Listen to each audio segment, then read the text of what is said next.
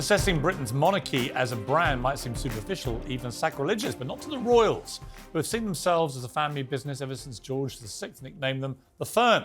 The British monarchy has long been a global juggernaut as a brand, and the late Queen was its brand ambassador, and an amazing one at that. But will the monarchy under King Charles continue to stoke global intrigue?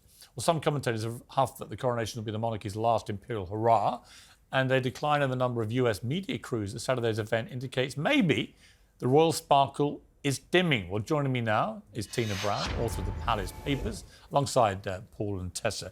Tina, great to talk to you. I can't think of anyone better to put all this into... I'm very happy to hear you, trashing the Vikings, I mean... Well, you know what? I just think it's time they got cancelled, Absolutely. I must say. Don't even get me started on the Romans. But once you go back in history looking for people who've invaded places and demanding you want money for it, we're all going to get quids in and the entire world goes bust. Anyway, that's not why I've got you on.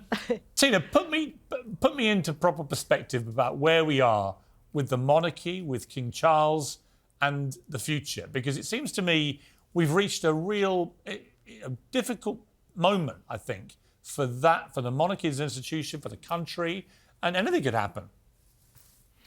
Well, it is a very sort of pivotal moment that Charles has taken over. I actually think it's probably a good thing it was him, not William, because in a sense, he's going to be this kind of sorbet course between the two reigns, right?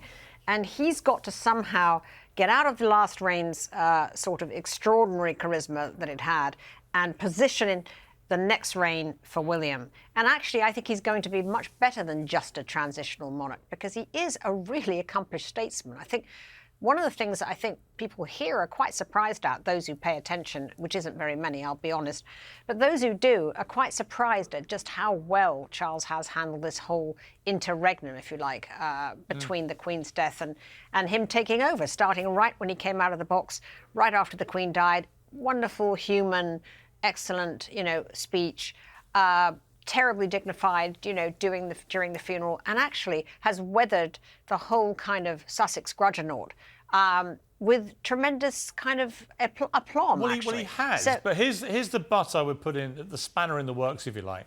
There's no doubt that it's worked, I think, in this country. The latest poll shows still a significant majority in favour of a monarchy, many echoing the points you've just made about how Charles has handled it so far, and I totally concur with that.